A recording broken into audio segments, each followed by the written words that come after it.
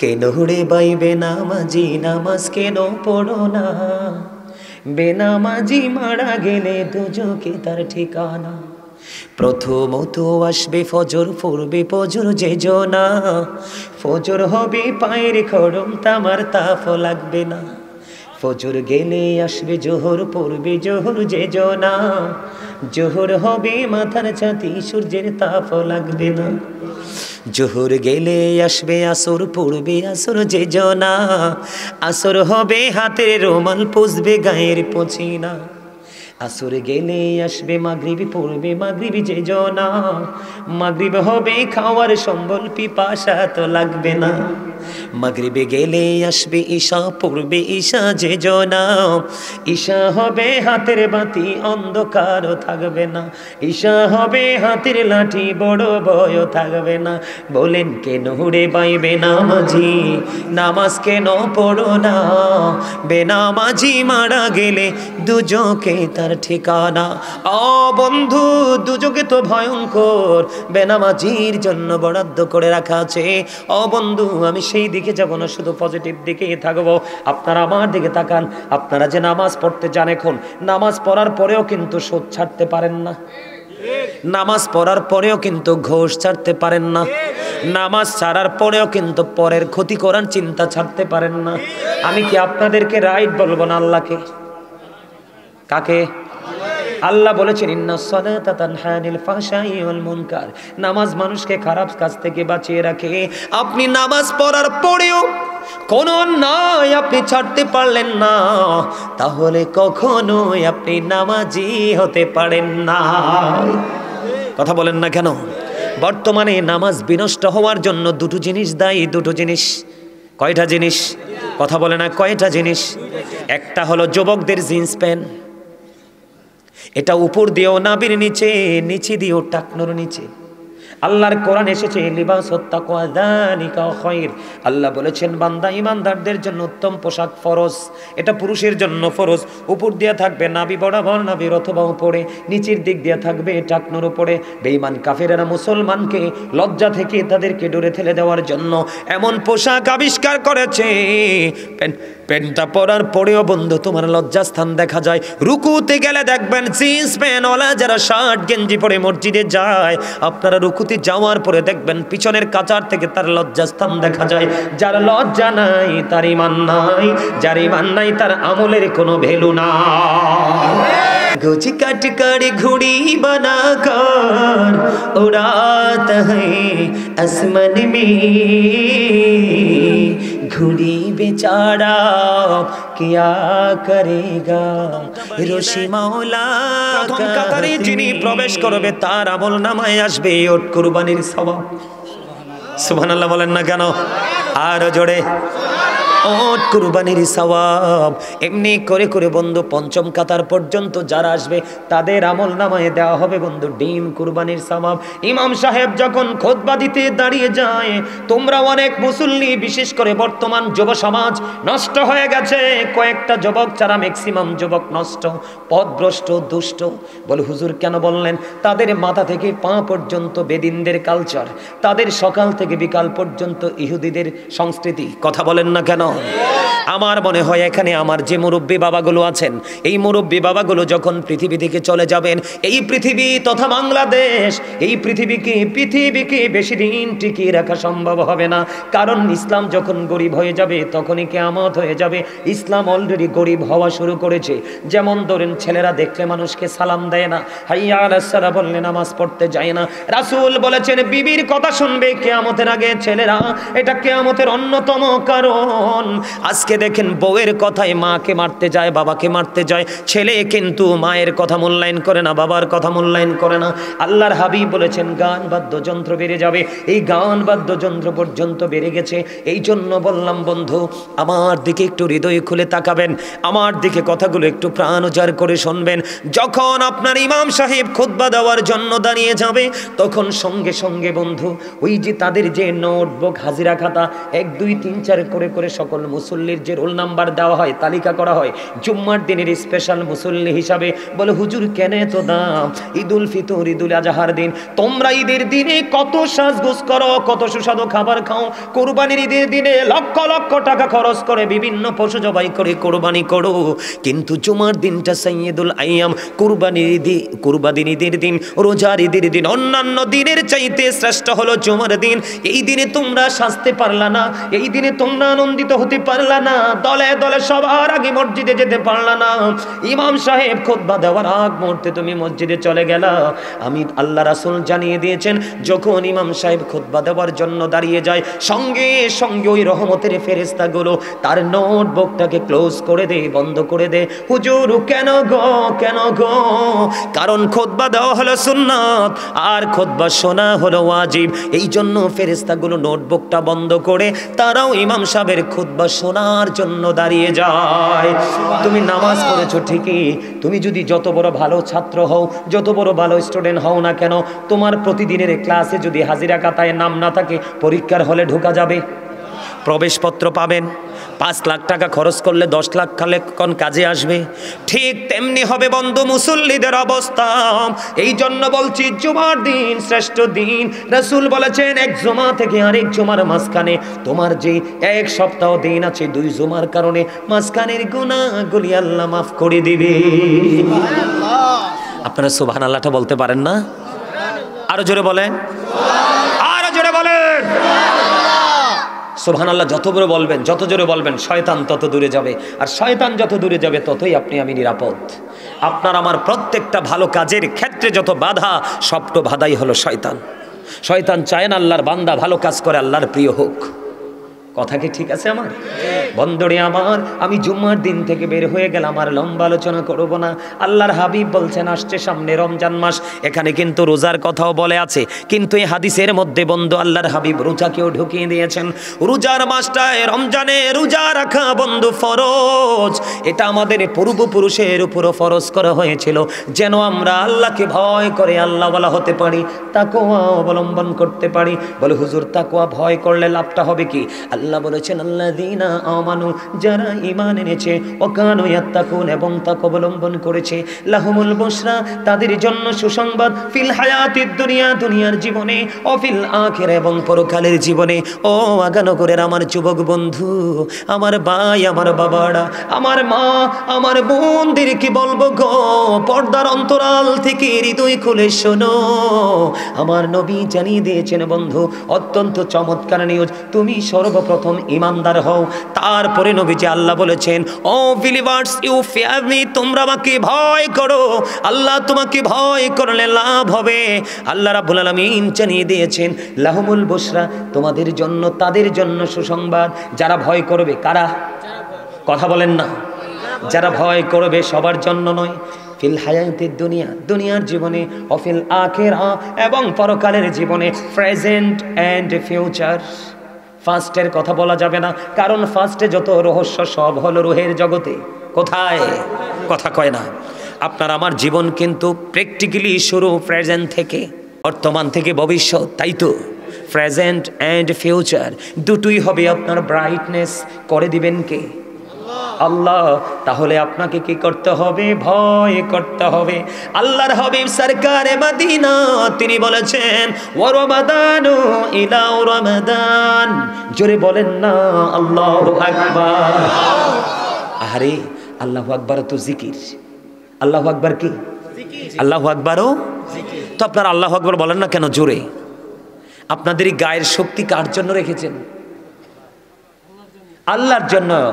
চমৎকার ভাবে বলেছেন, তো এটা কাজে লাগাতে হবে না? আরে জোরে বলেন সুবহানাল্লাহটা কি জানেননি? সুবহানাল্লাহটা কি আপনারা তো জানেন না? সুবহানাল্লাহটা হলো কি? আমার নবী বলছেন, আপনারা কিন্তু, আপনি আমি, আমরা কিন্তু আজকে জান্নাতের মেহমান। আমরা কি? এটা জান্নাতের বাগান। ও বন্ধু, চাইলেও সবাই আসতে পারবেন আজকে। আল্লাহ যাকে কবুল করবেন, মঞ্জুর করবেন, ইনি আসবেন আজকের এই বাগানে। আজকে 4-5 আল্লাহর রহমতের ফেরেশতায় বেষ্টনী দিয়ে ঘিরে ফেলেছে। আল্লাহ রেখে রেখে বলে, ফেরেশতারা রে, কেন এত সুন্দর করে জমিন পর্যন্ত চলে গেলা? আল্লাহ গো, তোমার বান্দাগুলো এত মধুর সুরে প্রাণ উজাড় করে জিকির করছে, আসমানে থাকতে পারলাম না, তাদেরকে অভিনন্দন জানানোর জন্য চলে আসলাম। আল্লাহ রাব্বুল আলামিন কি কয় জানেননি?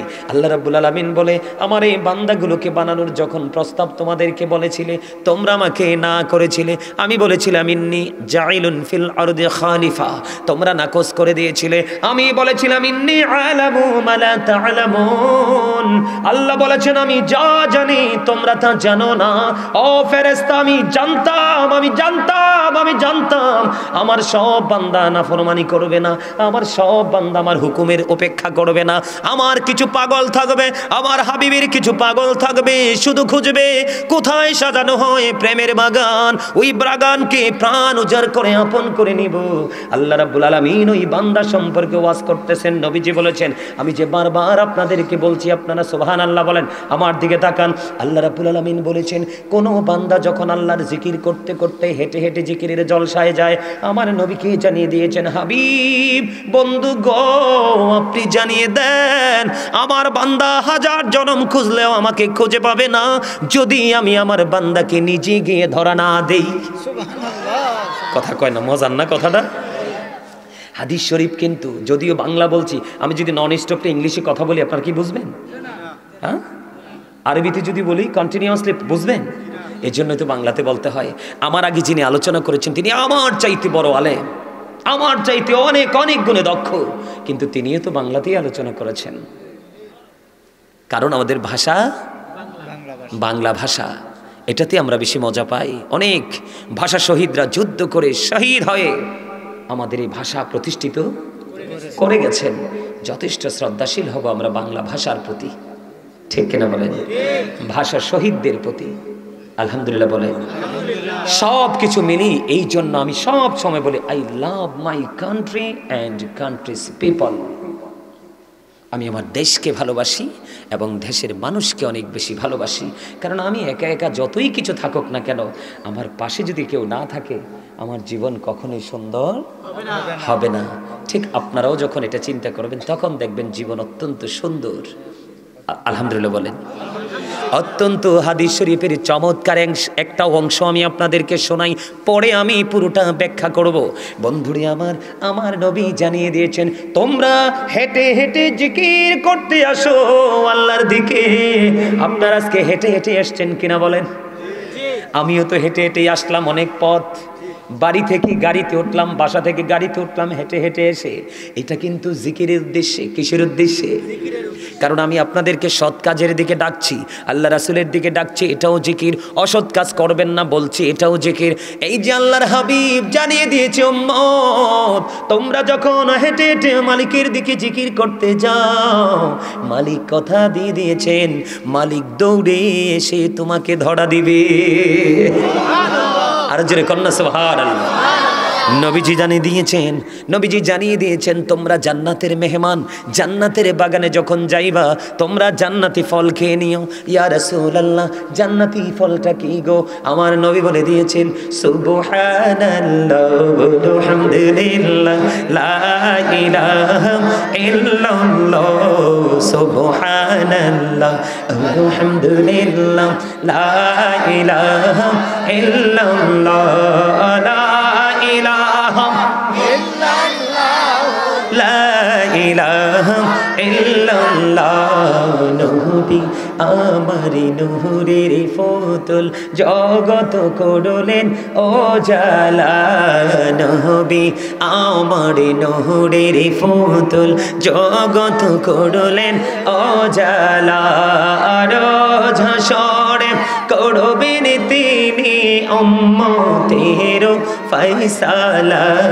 সুবহানাল্লাহ আলহামদুলিল্লাহ লা ইলাহা মহব্বতে, সুবহানাল্লাহ আলহামদুলিল্লাহ লা ইলাহা ইল্লাল্লাহ, লা ইলাহা ইল্লাল্লাহ, লা ইলাহা ইল্লাল্লাহ আরশ কুরসি লৌহ কলম সৃষ্টি যাহার ওসিলা আরশ কুরসি লৌহ কলম সৃষ্টি যাহার ওসিলা আনি যে আল্লাহ খুশি হইয়া নাম রাখলেন হাবিবুল্লাহ সুবহানাল্লাহ আলহামদুলিল্লাহ লা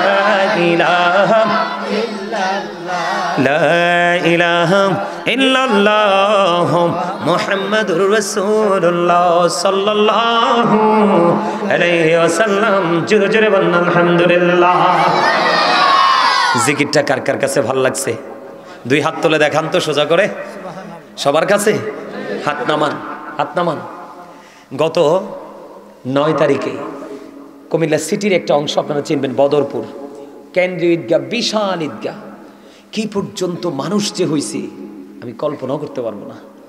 চোখের দৃষ্টি পর্যন্ত ফেল, এত বড় ঈদগাহ পুরো কানায় কানায় ভরে গেছে। তো আমি জিকিরটা মানে আমার তো আলোচনা, আজকে তো আলোচনা করতে হবে, বেশি লম্বা তো আর জিকির করা যায় না। আমি জিকিরটা একটু করে ছাড়লাম কেন, এক দাদা এমন রাগ করছে। আমি কিন্তু কোনো কষ্ট পাইনি, আমি খুশি হয়েছি। কয় আমার অনেক পছন্দের জিকিরটা হুজুরে ছাইরা দিল। আলহামদুলিল্লাহ বলেন না। আমাদের প্রত্যেকের মানসিকতা এমন হওয়া উচিত, কারণ আমাদেরকে একদিন যেতে হিসাব দিতে হবে। আল্লাহ বলছে ইন্না বাতশা রাব্বিকা লাশাদীদ। আল্লাহ বলেছেন the seizing of Allah is difficult. Allah ধরা, আল্লাহর পাকড়াও বড় শক্ত, বড় কঠিন। আল্লাহ ধরার পরে বলছে ইন্নাল্লাহা সারিউল হিসাব। Allah is quick to take account. Allah হিসাব গ্রহণে অত্যন্ত তৎপর, কঠোর। হিসাব নিবি চুকিয়ে চুকিয়ে। কি করবো আমরা? এই জন্য আমাদেরকে অ্যালার্ট হতে হবে, সচেতন হতে হবে। আল্লাহর কোরআন দিয়েছেন, তারপরে বাকি সব রাসূলের মাধ্যমে হাদিস দিয়ে আমাদের কাছে মেসেজ পাঠিয়ে দিয়েছেন। শুধু আমরা গ্রহণ করব আর বাস্তবায়ন করব, তাই তো? বন্ধুরে আমার, আমার দিকে তাকান। আমার আপনার প্রাণের নবী বলেছেন এক রমজান থেকে আর এক রমজান পর্যন্ত রমজানের গুরুত্ব কত দেখেন। রমজান মাসে বন্ধু সুদ খাওয়া যাবে না, কাউকে বকা দেওয়া যাবে না, কাউকে গালি দেওয়া যাবে না, পরের হক মারা যাবে না। বন্ধু অনেক কাজ আছে যেটা আপনি আমি এখন করি, অনেকেই করি আমরা, এগুলো কোনো কিছু করা যাবে না। কারণ রমজান মাসে একটা আমল করা, যেমন একটা কোরআন খতম করলেন, একটা কোরআন খতমের বিনিময়ে আপনার আমল নামায় 700 কোরআন খতমের সওয়াব দেওয়া হবে। রমজান মাস এটা হলো মুমিনের জন্য, আখির নবীর উম্মতের জন্য স্পেশাল সার্ভিসের মাস। আপনি যদি সুন্দর করে করে শুরু থেকে শেষ পর্যন্ত আমল করতে পারেন, বন্ধু আপনি যেদিন মায়ের উদর থেকে এসেছেন নিষ্পাপ হয়ে ঈদুল ফিতরের নামাজ পড়তে যাবেন, একটা রাস্তা দিয়া আর একটা রাস্তা দিয়া ঘুরে ঘুরে আপনি আপনার বাড়ি চলে আসবেন রে। তখন আপনি মায়ের পেট থেকে বের হয়ে যেমন মাসুম ছিলেন, আপনি মাসুম হিসেবে বিবেচিত হয়ে যাবেন। তবে শর্ত হলো বন্ধু, রমজান মাসে রোজা রাখা ফরজ। ইচ্ছে করে কেউ যদি একটা রোজা ভাঙ্গ বন্ধু, সারাটা জীবনও সেই রোজার খেসারত দিতে পারবা না। এই জন্য রমজান মাসে গ্যাস্ট্রিক বেড়ে গেছে অজুহাত বলে রোজা ভাঙ্গা যাবে না, আলসার হয়েছে বলে রোজা ভাঙ্গা যাবে না। রমজান মাসকে আপন করে গ্রহণ করে নিতে হবে। সবচেয়ে বড় মজার খবর, আমরা সবাই চাই আমরা নিষ্পাপ হতে। আল্লাহ রাসূল বলেছেন এক রমজান থেকে আরেক রমজানের মধ্যে 300 থেকে 305 দিনের গ্যাপ। কথা বলে না? 300 থেকে 300 কত দিন? 300 থেকে 305 দিনের গ্যাপ। বন্ধু আমি আপনাদেরকে বলি, 360 দিনে যদি 1 বছর হয়, কয় বছর? 360 দিনে 1 বছর আমি ধরে নিলাম, অথবা 65 দিনে আমি 1 বছর ধরে নিলাম। আপনি যদি এই বছরে যদি 30 দিন, ওই বছরে যদি 30 দিন, 29-এ গেলে তো সেটা আলাদা কথা। 30-এ 60 দিন আপনার রোজা মাইনাস হয়ে গেল। রোজার মাধ্যমে আরো 300 দিন বন্ধু অবশিষ্ট আছে রে। এই দুই দিকের 2 বছরের 2 মাথার রোজার কারণে 1টি বছরের গুনাহ আপনার মাফ হয়ে যাবে। তবে নবীজি শর্ত দিয়েছেন, মুকাফফিরাতুল লিমা বাইনাহুন্না ইযা তুনিবাতিল কাবাইর। নবীজি শর্ত দিয়েছে কবিরা গুনাহ থেকে তোমাদেরকে বেঁচে থাকতে হবে। জোরে জোরে বলুন সুবহানাল্লাহ। তাহলে মজা না? কথা কয় না? হাদিস শরীফটা অত্যন্ত মজার না? আমার কাছে এত ভালো লাগে। যেটা আপনাদের কাছে ভালো লাগার কথা বলে শেষ করতে পারবো না। আমার দিকে তাকান। আল্লাহর হাবিব আমাদেরকে আপনাদেরকে বোঝানোর জন্য আরো বলেছেন, কারু বাড়ির আঙিনায় যদি একটা পুকুর থাকে রে, একটা জলাশয় থাকে, দৈনিক যদি তুমি 5 বার যদি গোসল করো, কয়বার? দৈনিক 5 বার যদি আপনি যদি গোসল করেন বা আমি যদি গোসল করি, আমরা একবার গোসল করলেই তো পুরো ময়লা দূর হয়ে যায়। গায়ের মধ্যে কমপক্ষে 2 ঘন্টা থাকে বন্ধু সাবানের যে সেন্ট, কথা কন না কেন? আর 5 বার যদি করি তাহলে পুরো বডি হয়ে যাবে সুগন্ধযুক্ত। বলে হুজুর কেন বললেন? এটা বন্ধু হাদিস শরীফের সাথে যুক্ত। আমার আপনার প্রাণের নবী, দু জাহানের বাদশা নবী বলেছে রে, ও আগানগরের মানুষ, আমার নবী বলে দিয়েছেন, কেউ যদি কারো বাড়ির আঙিনায় যদি একটা পুকুর থাকে, জলাশয় থাকে, দৈনিক যদি 5 বার গোসল করে, তার বডির মধ্যে কোনো দুর্গন্ধ থাকবে না, কোনো ময়লা থাকবে না। ঠিক তেমনি ভাবে যদি তুমি প্রতিদিন যদি 5 ওয়াক্ত নামাজ পড়তে পারো, তাহলে তোমার 5 ওয়াক্ত নামাজ পড়লে তোমার আমল নামায় কোনো গুনাহ থাকবে না। জোরে জোরে বলেন না সুবহানাল্লাহ। বন্ধু আমাদের দাম এত বেশি রে, এই যে গেল মেরাজের চাঁদ, রজবের চাঁদ, রজবের 26 তারিখ আল্লাহ রাব্বুল আলামিন আল্লাহর প্রিয় হাবিবকে নিজে দাওয়াত করে আল্লাহর বাড়ি নিয়েছেন। কথা কয় না? মজার খবর কিনা? মুসা নবী আল্লাহকে দেখতে চাইলেন, রব্বি ইয়ারনি, আল্লাহ কয় লান তারানি। মুসা দেখতে চায়, আল্লাহ কয় না না মুসা, সরি রে মুসা, দেখা হবে না। কোরআন শরীফটা থাকলে এখন খুলে দেখাতাম আপনাদেরকে। মনে করে যান, কোরআন শরীফের 15 পারা সূরা বনী ইসরাঈলের 1 নম্বর আয়াতে আল্লাহ রাব্বুল আলামিন বলে দিয়েছেন, সুবহানাল্লাযী ইসরা বিআবদিহি লাইলাম মিনাল মাসজিদিল হারাম ইলাল মাসজিদিল আকসাল্লাযী বারাকনা হাওলাহু লিনুরিয়াহু মিন আয়াতিনা। আমি কি করতাম কহ? আমার ওয়াজটাতে চেষ্টা কম করতেছি? হ্যাঁ, এরা তো সুবহানাল্লাহ কয় না, অনকি নাইমা যাইতাম নি কতই। আমার সামনে বইয়া সুবহানাল্লাহ আলহামদুলিল্লাহ প্রাণ খুলে বলতে পারবেন এরকম কয়েকটা যুবক হাত তোলো তো দেখি। সবাই পারবেন? তাইলে আমার সামনে আসেন, আসেন সব, আসেন আমার সামনে আসেন। এই স্বাস্থ্য ভাই, তোমার মধ্যে প্রেম আছে, আসো আসো সামনে আসো। আমার এই স্বাস্থ্য ভাই কালা, কিন্তু মনে হয় সব দিতে বালা, আসো না। আরে হুজুরের কথা হনো না, হুজুর আরে ভালোবাসতে জানো না। আরে এই মুসা নবীকে প্রশ্ন করা হলো, আল্লাহকে প্রশ্ন করা হলো, আল্লাহ আপনি যদি খুশি হন তাইলে কি করেন? কয় পৃথিবীতে বৃষ্টি দেই। কয় আল্লাহ আপনি যদি আরো খুশি হন কি করেন? কয় কারো বাবা মার কোলে দেই কন্যা সন্তান। কয় আল্লাহ আরো যদি খুশি হন তাইলে কি করেন? কয় কারো বাড়িতে পাঠাই মেহমান। তা আজকে কি আমি আপনার বাড়িতে মেহমান না? তা আপনারতে আমি তো বলি না আপনি আমাকে পেটটা ভরে খাওয়াই দেন, আপনি হাত পা পরে বাজার করে কষ্ট করে রান্না করে আমার জন্য জমা করেন, আমি কিন্তু এটা বলি নাই। আমি শুধু জাস্ট বলেছি মন দিয়ে কথাগুলো শুনে যাবেন, এতে আমি খুশি হব। মেহমানকে সন্তুষ্ট করে বিদায় করতে হবে। এই শোনেন, এখান থেকে অন্য একটা হাদিসে যাই। আল্লাহ খুশি হইলে বৃষ্টি দেয়, আমরা বিরক্ত হই। আল্লাহ খুশি হইলে বাবা মার কোলে কন্যা সন্তান দেয়, আমরা তো একেবারে গাছের তে ফুরি, ওমা গো 5 লাখ বাজেট, একেবারে শেষ, সমাজের একেবারে নাক মুখ চোখ সব কাটা গেছে। মেহমান আলী তো সারছে, হারে টাকাও শেষ, ব্যাগ লইয়ে বাজারে যাই তুই। এডি আল্লাহ কয় রহমত, তোমরা কও গজব। তা আমরা লই আল্লাহ বিপদে পড়ছে না? কথা কর না কেন? আসলে আমরা ব্যাকল যে, এই কারণে সমস্যা। আকল হলো আল্লাহর দেওয়া এক নূর। কি নূর? বিবেক হলো আল্লাহর দেওয়া নূর। এই নূর আল্লাহ যারে দিছে সেই তো কপাল লাগছে। আজকে তো বিবেকবান যারা তারাই আসছে মাহফিলে, যারা বিবেক নাই তারা আসে নাই তো। এখানে যারা আসছে তারা খুবই চালাক। You are very clever, you are great everybody. কারণ তারাই অত্যন্ত চালাক ব্যক্তি হিসাবে বিবেচিত, যারা দুনিয়ার সময় দুনিয়ার কাজ করে, আবার আখেরাতের কাজের সময় আখেরাতের কাজ করে। আল্লাহর কাছে তারাই হলো প্রিয়। সুবহানাল্লাহ। আমি একটা হাদিস শরীফ শোনাই। আল্লাহ রাসূলের কাছে একদিন এক মেহমান আসলেন যে এখন সাহাবাই কেরামদেরকে বললেন, এই মেহমানের দায়িত্ব কি তোমরা কেউ নিতে পারবে? কেউ রাজি হয় না। হঠাৎ করে এক আনসারী সাহাবী রাজি হলেন, নবী গো, এই মেহমানটা আমারে দিয়ে দেন। তো তিনি কি করলেন, এই মেহমান নিয়ে তিনি বাড়ি চলে গেলেন। যাওয়ার পরে যাইয়া দেখে ঘরে কোনো খাবার নাই। বিবিকে প্রশ্ন করলো, বিবি রে, ঘরে কি আছে? আমাদের যে ছোট্ট একটা বাচ্চা আছে, বাচ্চাটার জন্য একটু খাবার আছে।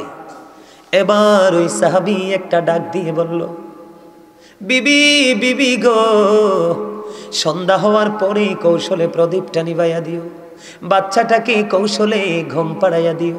মেহমান নিয়ে এসছি রে, মেহমানকে উপাস রাখা যায় না। বাচ্চার খাবারটা মেহমানটাকে একটু খাইয়ে দিব। বন্ধু খাইয়ে দিলেন। রাত্রটা পার হয়ে গেল। ওই সাহাবী সকালবেলা নবীজির কদমের দিকে রওনা হচ্ছে। নবীজি, ওই সাহাবীর চেহারাটা দেখতে দেরি রে, নবীজির চেহারার মধ্যে ফুটে উঠল এক চমৎকার মুস্কি হাসি। নবী, নবী গো, ও নবী, হাসির কারণ কি গো?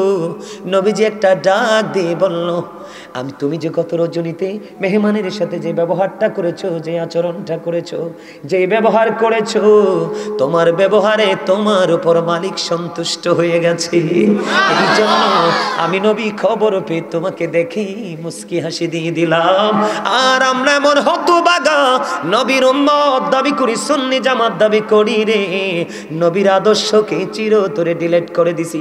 স্বার্থে যদি আসে তাহলে গ্রহণ করি, স্বার্থে যদি না আসে মানতেও রাজি না। কথা বলেন না কেন? আমার কথা ঠিক না বেঠিক? বন্ধু, এমনটি করা যাবে না। আমি আপনাদেরকে বলে দেই বন্ধু, চমৎকার নিউজ। নবীজি বলে দিয়েছেন, দৈনিক যদি তুমি 5 বার গোসল করো গো, তাহলে তোমার শরীরে কোনো ময়লা থাকবে না। দৈনিক 5 ওয়াক্ত নামাজ পড়ো, তোমার কি থাকবে না? তোমার আমল নামায় গুনাহ থাকবে না। আমি বলতেছিলাম, মুসা দেখতে চাইলেন, আল্লাহকে দিদার দিলেন না। আমার নবীকে আল্লাহ নিজে দাওয়াত দিলেন। আল্লাহ রাব্বুল আলামিন নিজে বলতেছেন, সুবহানাল্লাহ। আরে আমি যে তেলাওয়াত করছি বুঝেন নাই? সুবহানাল্লাযী, আল্লাহ নিজেই বলতেছেন সুবহানাল্লাহ। আশ্চর্য, কোনো কিছু দেখলে বা খবর পেলে আমরা সুবহানাল্লাহ বলি না? এই জন্য বারবার বলছি, আপনারা সুবহানাল্লাহ বলেন না কেন? কৃপণতা কেন করছেন? সুবহানাল্লাহ হলো আপনারা জান্নাতের বাগানের মেহমান, এটা আপনাদের রুহের খাবার। এখানে বসলে কি দেহের শান্তি আসে না আত্মার? যার আত্মার শান্তি এসেছে তিনি কনফিডেন্স নিয়ে বাড়ি যেতে পারবেন যে আল্লাহ আপনাকে কবুল করছে। যিনি বুকে হাত দিয়ে বলতে পারবেন আমি শান্তি পাইনি, তাহলে আপনি মনে করবেন আপনার সফল হতে পারেননি। ও বন্ধু, এখানেই কিন্তু মেরাজ নিয়ে আলোচনা করার কথা না। নবীজির মেরাজ হলো ভ্রমণ, আল্লাহর সাথে দিদার, ঠিক কিনা? আর আপনার আমার মেরাজ হলো নামাজ গো। আল্লাহ রাব্বুল আলামিন 50 ওয়াক্ত নামাজ দিলেন। মুসা নবী কিন্তু 6ষ্ঠ আসমানে যাওয়ার সময় দেখা করে গেছে। মুসা কালিমুল্লাহ আসার পরে প্রশ্ন করলো, নবী গো, আল্লাহ কি দিয়েছে আপনার উম্মতের জন্য? কয় মেরাজ দিয়েছে। মেরাজটা কি? কয় নামাজ। কয় ওয়াক্ত? কয় 50 ওয়াক্ত। নবী গো, ও নবী, আপনার উম্মত 50 ওয়াক্ত পড়তে পারবে না, দুর্বল হয়ে যাবে, আপনি কমাই আনেন। যাইতে যাইতে যাইতে যাইতে বন্ধু 45 ওয়াক্ত কমিয়ে 5 ওয়াক্ত নিয়ে আসলেন। আল্লাহ রাব্বুল আলামিনকে প্রস্তাব রাখলেন, আল্লাহ গো, আমি আমার উম্মতের জন্য 5 ওয়াক্ত চাই। আল্লাহ কয়, হাবিব, আপনাকে আমি ফিরিয়ে দিব না, আমি নিজে আপনাকে দাওয়াত দিয়েছি আমার নিদর্শন দেখানোর জন্য। হাবিব, কথা দিলাম 5 ওয়াক্ত আমি বরাদ্দ দিয়ে দিলাম গো, কিন্তু আমি আল্লাহর কথা তো 2 রকম হতে পারে না। আমি আল্লাহ বলেছি আমার বান্দার জন্য 50 ওয়াক্ত। আপনার উম্মতগুলো যদি 5 ওয়াক্ত নামাজ ঠিকভাবে আদায় করতে পারে, আমি তাদের জন্য পুরস্কারের জন্য ওয়াদাবদ্ধ। পুরস্কারটা কেমন দেওয়া হবে? পুরস্কারটা দেওয়া হবে আল্লাহ রাসূলকে আল্লাহ রাব্বুল আলামিন জানিয়ে দিলেন, আপনার উম্মতগুলো 5 ওয়াক্ত পড়বে, আমি কথা দিলাম সওয়াব কিন্তু 50 ওয়াক্তেরই দিব। সুবহানাল্লাহ। 5 ওয়াক্ত ডিউটি করলেন কয়বার? আপনি রেজাল্ট পাইলেন 50 বার ডিউটির। আপনি 1 ঘন্টা কি করেছেন? আপনি 5 ঘন্টা দৈনিক কয় ঘন্টা? 12 ঘন্টায় ধরেন একদিন। কয় দিন? আমি দিনের অংশটা ধরলাম 12 ঘন্টা। আপনি ডিউটি করলেন 5 ঘন্টা, কয় ঘন্টা? মূলত ডিউটিটাই আপনার কোম্পানিতে 5 ঘন্টা, এখন কোম্পানি বরাদ্দ দিল আপনার জন্য 50 ঘন্টার সওয়াব অথবা 50 ঘন্টার বেতন, তখন কি আপনি খুশি হবেন না বেজার হবেন? কথা বলেন না কেন? আমি আমার মা বোনদেরকে বলবো, আমি বিশেষ করে আমার মুরব্বী বাবাদেরকে বলবো গো, আমি যদিও একটা ছেলে, আমি যদিও একজন ইয়াং, কিন্তু আমি ইয়াংদের সাথে আমার কোনো প্রেমের ডুরি নাই। আমার প্রেম হলো সাদা সাদা দাড়িওয়ালা মুরব্বীদের সাথে, তাদেরকে নিয়ে চলতে কথা বলতে যত মজা পাই, আর যুবক দেখলে আমি অনেক বেশি ভয় পাই। কেন জানেননি? কথাটা বুঝবো তো, না হলে রিপিট করে কথা কন না কেন? কথা গ্রহণ করতে চায় না। আর মুরব্বীরা একটা বলার পরে কই হুজুর যদি আরেকটু বলতো, আরে আরেকটু যদি বলতো, আরেকটু যদি শুনতাম, ঠিক কিনা বলেন? এই জন্য বলছে মুরব্বী বাবাদেরকে, বাবা গো, জীবনে কেমন করে নামাজ পড়ছো জানি না, আজকের পর থেকে ব্যতিক্রম ভাবে তুমি তোমার জীবনকে ডিজাইনেবল ভাবে তুমি সাজাবা। আল্লাহ রাব্বুল আলামিনের দিদারের আশায় বলো, হুজুর কেন সাজাবো, কেন সাজাবো? আমি আপনাদেরকে পরে বলবো, তার আগে বলি, আপনি ডিউটি করেছেন 5 ঘন্টা, আপনাকে বেতন দেওয়া হয়েছে 50 ঘন্টার। আপনি শুধু খুশি না, মহা খুশি।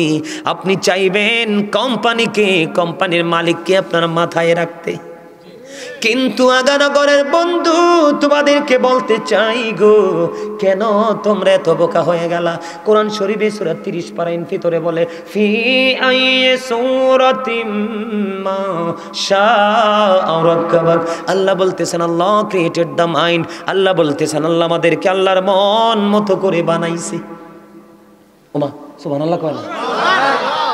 আল্লাহ কয় আমাদেরকে আল্লাহর মন মতো করে বানাইছে, আর কাউকে না, শুধু আমাদেরকে।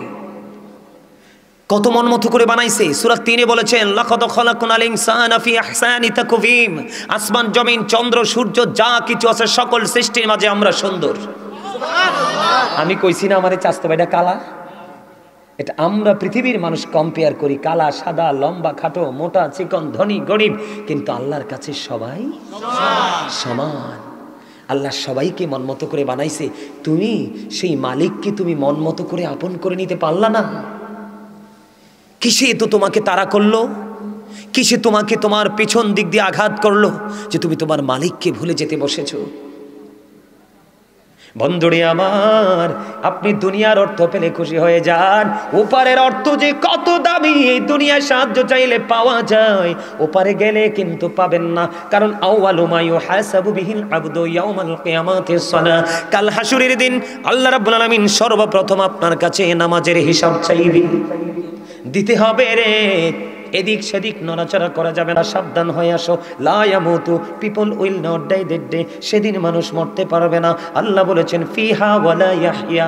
আল্লাহ বলেছেন people will not be able to life that day. সেদিন মানুষ বাঁচতেও পারবে না। আল্লাহ বলেছেন ওমা হুম আনহা বিগাইবিন। People will not be able to escape that day. সেদিন মানুষ পালাতেও পারবে না। বাঁচার সুযোগ নাই, মরার সুযোগ নাই, পালাবারও সুযোগ নাই। ডাইনে বামে কোনো বন্ধু নাই রে, কোনো বান্ধব নাই। এই জন্য প্রস্তুতি নাও। হুজুর প্রস্তুতি নেওয়ার সঙ্গে কোথায় পাবো? তুমি তোমার যেখান থেকে খোঁজো একজন হক্কানি আলেম বা আল্লাহর ওলি খুঁজে নাও, জীবন বদলে যাবে। বন্ধুরে আমার, ঈসা রুহুল্লাহ একদিন হেঁটে যাচ্ছেন, ঈসা নবীজির জামানায়, আমার দিকে তাকান, হেঁটে হেঁটে যাচ্ছেন, যাওয়ার সময় হঠাৎ করে তিনি দেখতে পাইলেন একটা পাখি। আমার দিকে তাকান, আশ্চর্য ধরনের একটা পাখি। সে নিজের গা ধুলাবালির মধ্যে ভরাচ্ছে, ময়লা যুক্ত করছে ধুলাবালির মধ্যে। আমি এক্সাম্পলটা দিই, আপনারা তো গ্রামের মানুষ, আপনারা দেখেননি মুরগি? দেখবেন গ্রামের মধ্যে গর্ত করতে করতে পুরো শরীরটাকে একেবারে ময়লা ভালু ভালু করে ফেলে, দেখছেননি কখনো? আমি দেখেছি। দেখবেন একটু দূরে গিয়ে ঝাড়া দেয়, দেখবেন পরিষ্কার হয়ে যায়, এরকম দেখছেন না? ঠিক তেমনটি ঈসা রুহুল্লাহ দেখতে পাইতেছেন, একটা পাখি নিজের শরীরটাকে শুধু ময়লা করছে, আরেকবার তিনি ময়লা করে আবার পুকুরে যেয়ে পড়ছে, মানে পানির মধ্যে গিয়ে গোসল করছে, গোসল করে এসে আবার গায়ের মধ্যে ময়লা লাগাচ্ছে, আবার কি করছে, ময়লা নিয়ে আবার গোসল করতেছে। ঈসা নবী দাঁড়িয়ে দাঁড়িয়ে দেখতেছে আর চিন্তা করতেছে, কি রে ব্যাপার, কি আশ্চর্য ধরনের ব্যাপার, তার কারণ কি? এবার আল্লাহ রাব্বুল আলামিনের পক্ষ থেকে ফেরেশতা পাঠিয়ে দিলেন, এসে বললেন, নবী গো, আল্লাহর নবী ঈসা গো, আপনি রহস্য খুঁজতেছেন, এটার রহস্য, এটা হলো আখির নবীর উম্মতের নিদর্শন। ঈসা রুহুল্লাহ বলতেছে, কেমন নিদর্শন। কই এই যে পাখিটা দেখতেছেন ময়লা করছে, এটা হলো আকি নবীর উম্মতের গুনাহ। আবার যখন দেখতে পান পাখিটা গোসল করছে পানির মধ্যে গিয়ে, ওই গোসল হলো আখির নবীর নামাজ, আখির নবীর উম্মতের নামাজ। নবী গো, ও নবী, আখির নবীর উম্মত যখন গুনাহ করবে, ওই পাখির বডির মতো তার জীবন, তার বডিটা ময়লা হয়ে যাবে, আমল নামাটা নোংরা হয়ে যাবে। যখন নামাজে যায় দাঁড়াবে, নামাজে দাঁড়ানোর সঙ্গে সঙ্গে তার গা থেকে গুনাহগুলো ঝরে পড়ে যাবে। এমনি করে করে 5 বার সে অপরাধ করবে, নামাজ পড়ার পরে গুনাহগুলো মাফ হয়ে যাবে। কত দামি রে আখির নবীর উম্মত। জোরে জোরে কন্যা সুবহানাল্লাহ। বন্ধু শুধু তাই নয়, শুধু তাই নয় রে, আরো মজার খবর আছে, বলবনি। হযরত আবু যর রাদিয়াল্লাহু তাআলা আনহু থেকে হাদিস কানা বর্ণিত। এখন কি শীত না গরম? শীত। আপনাদের বরুণা আগানগরে গাছের পাতা ঝরেনি? সব গাছের পাতা না। আমার দাদা খুব চালাক, সব গাছের পাতা ঝরে না। আসলে নারকেল গাছ, তাল গাছের পাতা কিন্তু ঝরে না, ঠিক কিনা কন? শীতের কারণে ম্যাক্সিমাম গাছের পাতা কিন্তু ঝরে দেয়। হাদিস শরীফ দেখেন, নবীজি উম্মতগুলোকে কেমন করে উৎসাহিত করছে, শেখাচ্ছে। আমার নবীজি একটা ডাক দিয়ে বললেন, শীতের দিনে নবীজি বের হলো, বের হয়ে চাইয়া দেখে গাছের পাতাগুলো শুষ্ক হয়ে ঝরে ঝরে পড়ছে। নবীজি গাছের ঢালা ধরলো, ধরার পরে হাদিস যিনি বর্ণনা করেছেন রাবি হযরতে আবু যর, আবু যরকে ডাক দিলেন, আবু যর, আবু যর উত্তর দিলেন লাব্বাইকা ইয়া রাসূলুল্লাহ। আবু যর দৌড়ে আসলেন, নবীজি গো আমি হাজির। এবার নবীজি একটা ডাক দিয়ে বললেন, রে আবু যর, আবু যর তুমি চাইয়া দেখো গো, শীতের কারণে, শীতের দিনের কারণে গাছের পাতা গুলো বিরামহীন ভাবে ঝরে ঝরে পড়ছে। রে আবু যর, আমি নবীর উম্মত, আল্লাহর প্রিয় বান্দাগুলো, তারা যখন নামাজ পড়ার মাধ্যমে, নামাজের মাধ্যমে যখন তাদের এই কপালটা আল্লাহর কুদরতে কদমে লাগায়া দিবে, লাগায়া দিতে দেরি রে, ওই শীতের দিনের গাছের পাতার মতো তার জীবনের গুনাহগুলি ঝরে পড়ে যাবে। এর চেয়ে মজার খবর আর কি দিব বলেন? আমি আসলে আজকের বিষয় সম্পর্কে আমার কোনো ধারণাই নাই, একেবারেই নাই। আমি মন মতো করে একটা আলোচনা করব নিজের মতো করে। আসার পরে দেখি খুব সালা কতলা রেডি করে রাখছে। আলহামদুলিল্লাহ বলেন না? আর জোরে বলেন আলহামদুলিল্লাহ। কেন রে ভাই বেনামাজি নামাজ কেন পড়ো না, বেনামাজি মারা গেলে দুজকে তার ঠিকানা। প্রথমত আসবে ফজর, পড়বে ফজর যে জনা, ফজর হবে পায়ের খড়ম, তামার তাপ লাগবে না। ফজর গেলে আসবে জোহর, পড়বে জোহর যে জনা, জোহর হবে মাথার ছাতি, সূর্যের তাপ লাগবে না। জোহর গেলে আসবে আসর, পড়বে আসর যে জনা, আসর হবে হাতের রুমাল, পুষবে গায়ের পছিনা। আসর গেলে আসবে মাগরিবি, পড়বে মাগরিবি যে জনা, মাগরিব হবে খাওয়ার সম্বল, পিপাসা তো লাগবে না। মাগরিবে গেলে আসবে ঈশা, পড়বে ঈশা যে জনা, ঈশা হবে হাতের বাতি, অন্ধকার থাকবে না। ঈশা হবে হাতের লাঠি, বড় ভয় থাকবে না। বলেন কেন রে ভাই বেনামাজি নামাজ কেন পড়ো না, বেনামাজি মারা গেলে দুজকে তার ঠিকানা। ও বন্ধু, দুজকে তো ভয়ঙ্কর, বেনামাজির জন্য বরাদ্দ করে রাখা আছে।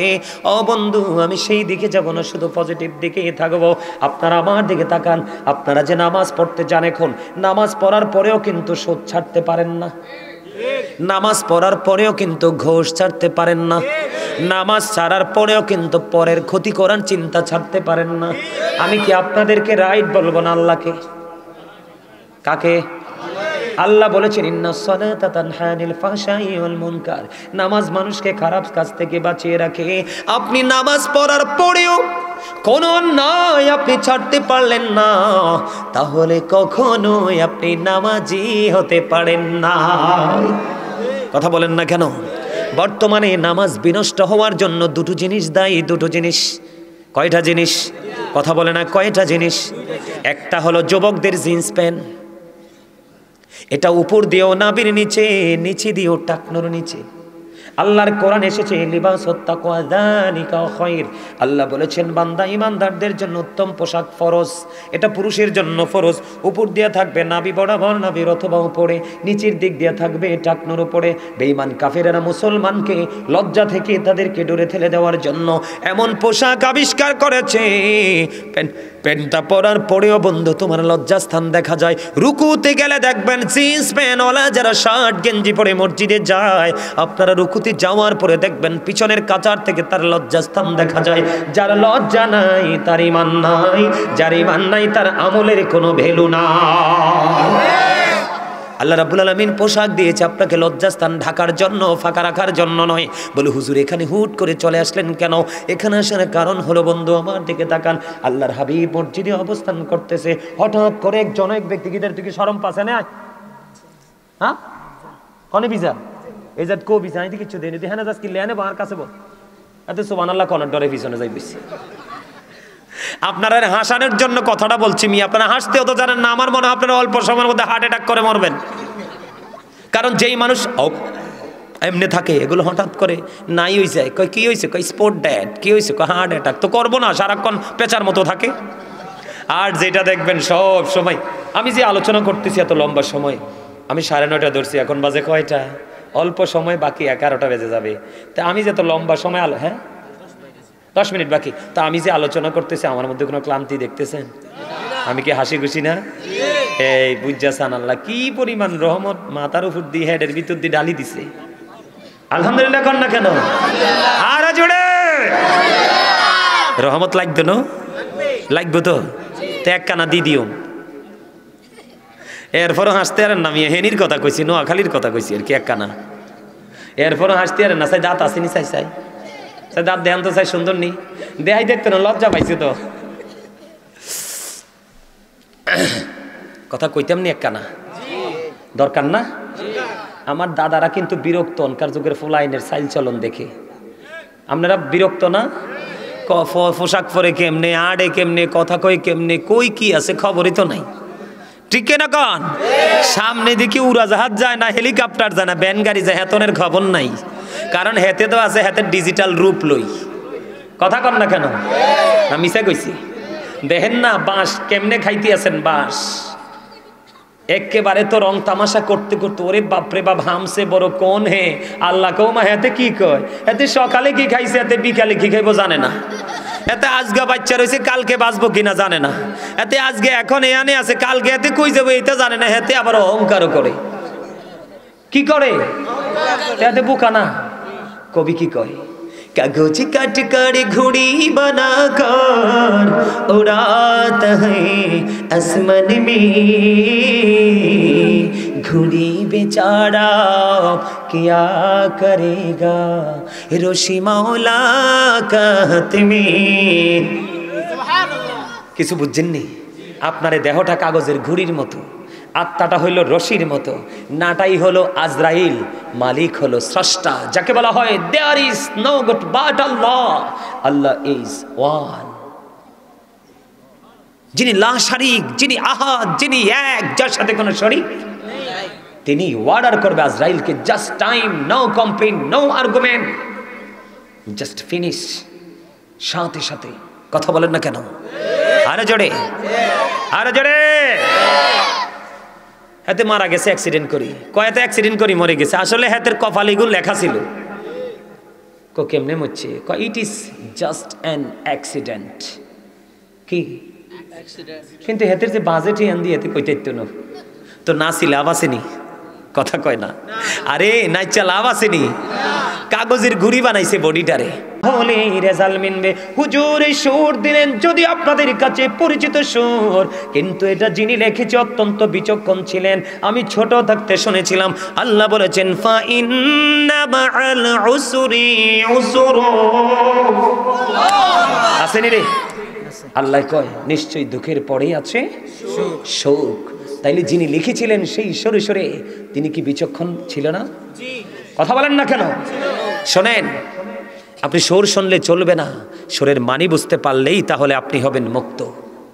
সুরের কথার মানি বুঝতে না পারলে আপনার কোনো লাভ হবে না। আমার দিকে তাকান, যুবকদের কাছে খারাপ লাগতে পারে, কিন্তু আইসে কি বলবো? আপনার এটা খারাপ লাগারও কিছু করার নেই, খারাপ লাগলেও এই কারণে কিছু করার নেই। রাসূল কি বলে দেখেন, নামাজের নিয়ত করে বলছে, বন্ধু হাদিস শরীফ নামাজের সাথে যুক্ত, নামাজের নিয়ত করে ফেলেছে। নবীজি বললেন তুমি ওযু করে আসো, তার মানে নামাজ ভাঙতে হবে, ঠিক কিনা? আবার তিনি ওযু করে আসলেন, আসার পরে তিনি আবার দুইবার আবার তিনি নামাজের নিয়ত বাঁধলেন। নবীজি আবার বললেন তুমি ওযু করে আসো, দুই দিনে, তার মানে আবারও তাকে নামাজ ভাঙতে হবে। নবীজি বললেন দুইবার তিনি ওযু করে আসলো, তৃতীয়বার নবীজিকে প্রশ্ন করা হলো, ইয়া রাসূলুল্লাহ বারবার কেন বলছেন গো নবী নামাজ ভেঙ্গে ওযু করে আসতে? নবী গো সমস্যাটা কোথায়? নবীজি বললেন সে যে পোশাক পরেছে কিয়ামত পর্যন্ত নামাজ পড়তে পারবে রে, ওই নামাজ আল্লাহর দরবারে কবুল হবে না। কারণ তার জন্য নামাজের ক্ষেত্রে এবং চলার ক্ষেত্রে, জীবন পরিচালনার ক্ষেত্রে পোশাকের একটা কন্ডিশন আমার আল্লাহ দিয়েছে। এটা উপর দিয়ে থাকবে নাভি বরাবর অথবা নাভির উপরে, প্যান্ট বলেন, ট্রাউজার বলেন, পায়জামা বলেন, লুঙ্গি বলেন, নিচে দিয়ে থাকবে সেটা টাকনুর উপরে। এই জন্য বলছেন সে বারবার ওযু করছে ঠিকই, নামাজে দাঁড়াচ্ছে ঠিকই, কিন্তু তার পোশাকটা শরীয়তের সীমা লঙ্ঘন করেছে। এই জন্য নামাজ আল্লাহর কাছে পৌঁছাতে হলে আপনার পোশাকটা সঠিক করে যাবেন। 2 নম্বর সমস্যা হলো বন্ধু, আল্লাহ রাসূল বলেছেন লা তুকবালু সালাতুন বিগাইরি তুহুর ওয়ালা সাদাকাতিন মিন গুলুল। নবীজি বলেছেন পবিত্রতা ছাড়া ইবাদত কবুল হয় না, হালাল টাকা ছাড়া দানও কবুল হয় না। এখনকার ছেলেরা দেখতে পায় জিন্স প্যান্ট, এত অসভ্য বন্ধু, ইহুদি খ্রিস্টানেরা দাঁড়াইয়া প্রস্রাব করে, এমন শয়তান না প্যান্ট পড়ছে বন্ধু, প্রস্রাব তো বৈশা করতে পারবে না, নিচটা ভিজা যাইব, এখন খাড়িয়া প্রস্রাব করে দেয়, দেয় কি দেয় না? হুট করে বন্ধু দাঁড়ায় একটু পানি খরচ করে মসজিদে চলে যায়। ওই গর্দভ তুমি জানো না, পুরুষের প্রস্রাব করার পরে কিন্তু হুট করে প্রস্রাবটা বন্ধ হয় না, একটু সময় লাগে। তুমি আজকের পর থেকে টিস্যু বা মাটির টুকরো বা ইটের টুকরো নিয়ে হেঁটে হেঁটে দেখবা, তুমি একটু পরে দেখবা টিস্যুটা তোমার প্রস্রাবে এসে ভিজে গেছে। তুমি যতক্ষণ পর্যন্ত স্যাটিসফাই হতে না পারবা ততক্ষণ পর্যন্ত তুমি ওযু করো না। কারণ ইবাদতের চাবি হলো পবিত্রতা, ঠিক কিনা বলে? নামাজের চাবি হলো কি? কথা কয় না, পবিত্রতা। ওযু নামিয়া পবিত্রতা কি? পবিত্র হয়ে তারপরে ওযু করবেন। আর জান্নাতের চাবি হলো নামাজ, এটা হাদিস শরীফ। কি নামাজের চাবি কি? পবিত্রতা। নামাজের চাবি কি? মুখস্থ করেন, নামাজের চাবি কি? নামাজের চাবি কি? পবিত্রতা। জান্নাতের চাবি কি? আপনি পবিত্র হয়ে নামাজ পড়লে তাহলে এই নামাজ হয়ে যাবে আপনার জান্নাতের চাবি। সুবহানাল্লাহ, জোরে জোরে কন্যা সুবহানাল্লাহ, আর জোরে। তাহলে পবিত্র হওয়া লাগবে নি। ছোট্ট করে একটা এক্সাম্পল দেব, ছোট্ট একটা হাদিস শরীফ বন্ধু। আল্লাহ রাসূল বলে দিয়েছেন সাদ ইবনে মুআজ রাদিয়াল্লাহু তাআলা আনহু, ইনি ইন্তেকাল করার পর ওনার জানাজায় 70,000 ফেরেশতা অংশগ্রহণ করলো। এত বেশি তিনি ইবাদত করেছেন। কিন্তু উনাকে কবরে রাখার পরে নবীজি সাহাবায়ে কেরামদেরকে নিয়ে তার জন্য দোয়া শুরু করে দিলেন। নবী গো, কেন গো তার জন্য দোয়া, তাসবিহ তাহলিল? নবীজি ডেকে ডেকে বলছেন তাসবিহ তাহলিল দোয়া করার কারণ হলো সে এত বড় আল্লাহওয়ালা বুজুর্গ ছিল, তার জানাজায় মৃত্যুর পরে 70,000 ফেরেশতা অংশগ্রহণ করেছে, তারপরেও তার কবর আযাব হওয়ার সম্ভাবনা রয়েছে। নবী যার জানাজায় 70,000 ফেরেশতা অংশগ্রহণ করে গো, তারপরেও কবর আযাবের সম্ভাবনা। নবী গো কেন? নবীজি বললেন তার কারণ হলো সে প্রস্রাব করার পরে পবিত্র ভালো করে হতো না। নাউজুবিল্লাহ বলেন না কেন? এই জন্য গোসলিংটি দিয়ে নামাজে, আপনি নামাজের আখেরি বৈঠকে বসলেও কিন্তু সওয়াব পাবেন জামাতের। কি কথা কয় না? আপনি যদি শেষ রাকাতেও পান তারপরও জামাতের সওয়াব পাবেন, কিন্তু যদি অপবিত্র হয়ে হুটহাট করে প্রস্রাব করে পানি খরচ করে নামাজে যান, পুরাটা পড়লেও লাভ হবে না। কোনটা করবেন? পবিত্র। দরকার আছে নি? আর নামাজে ঢং ঢং করে আপনি লাল জামা পরে যাইয়েন না। একেবারে টকটকে লাল জামা পরা পুরুষের জন্য হারামের অন্তর্ভুক্ত। কি? একেবারে টকটকে লাল গেঞ্জি, লাল শার্ট, লাল পাঞ্জাবি নট অ্যালাউ। হাদিস শরীফের মধ্যে এসেছে আল্লাহ রাসূলকে একজন সালাম দিলেন, সালামের জবাব দিলেন না। আরেকবার সালাম দিলেন, সালামের জবাব দিলেন না। দুইবার সালাম দিলেন, নবীজি সালামের জবাব দেয় না। কেন গো, রহস্য কি? নবীজি দেখতে পেলেন সে একেবারে টকটকে লাল জামা পরেছে। মা বোনেরা সেই লাল জামা পরতে পারবে, কিন্তু পুরুষেরা পরতে পারবে না। বুঝে আসছে? আরে অনেকের কাছে খারাপ লাগছে। আমার ওই স্বাস্থ্য ভাই একটা বইছেতে মাফলার পেঁচাইয়া লাল কিতা কিতা জানি তে কুদ্দুর পরে পরে আসে, তে কিতা জানি ভাবে এটা কোন একটা তে এখন টেনশনে পড়ে গেছে। হুজুরে কি ফেসে ফালাইলো, লালটা আমি বেশি পছন্দ করতাম, হুজুরে কি ফেসে ফালাইলো, আমি লাল দার হইতে তেন। যদি আজকের পরেতে ফরো ফিরা কিন্তু একটাও মাটিতে পড়তো না। এতদিন বাচ্চা যাইতে আল্লাহ জানতাম না, কিন্তু আজকে আইয়া আমি জানাইয়া দিছি। এবার কিন্তু আর কি করা যাবে না, লাল শ্বশুর বাড়িতে আংটি দিলেও পইরো না। হ্যাঁ, বিদেশতে আইয়া গলাতে চেইন দিও না। পুরুষের জন্য 1 তোলা স্বর্ণ পরা যাবে না, এটা পুরোপুরি হারাম। রেশমি কাপড়ও পরা যাবে না, এগুলো আমাদের জেনে রাখা দরকার। এই আমার দিকে তাকান, রাসূলের প্রতি সাহাবীদের কত আদব ছিল। একদিন নবীজি দেখলেন এক সাহাবীর হাতে স্বর্ণের আংটি। আমার দিকে তাকান, আমি এক্সাম্পল স্বরূপ, রাসূল জোরে টান দিলেন, এইভাবে জোরে টান দিলেন, টান দিয়ে তার আংটিটা খুলে তাকে নিক্ষেপ করলেন।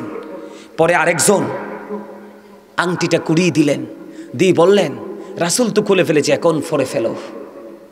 রাসূল বলেছেন এই আংটি স্বর্ণ পরা যেন আগুন তোমার আঙ্গুলের মধ্যে বা হাতের মধ্যে রাখা সমান, এটা এতটা ভয়ঙ্কর অপরাধ। তখন ওনাকে বললেন রাসূল তো চলে গেছে, তুমি পরে নাও। তখন তিনি বললেন না, যেটা আমার রাসূল নিষেধ করেছে এটা আমি আর কোনোদিন গ্রহণ করব না। এই হলো রাসূলের আদর্শ গ্রহণকারী, তাদের জন্য অধীর আগ্রহে আছে জান্নাত। আর আমরা যারা শুনছি ঠিকই মানছি না, আমাদের জন্য বরাদ্দ আছে কি? জাহান্নাম। আরে জোরে জাহান্নাম। আমাদের মধ্যে সমস্যা আরো আছে। কি আছে? আসেনি? মসজিদে পড়লে আজান সবার আগে যায়, নামাজ শেষে বাইরে এসে সুদের টাকা খায়। নামাজ হইল না রে তোর, নামাজের লইলি না খবর। ঠিক কিনা বলে? নামাজের ভিতরে তোমায় মশায় কামড় দিলে, মশা তুমি আগে মারো রুকু সেজদা ফেলে। নামাজ হইল না রে তোর, নামাজের লইলি না খবর। ঠিক কিনা?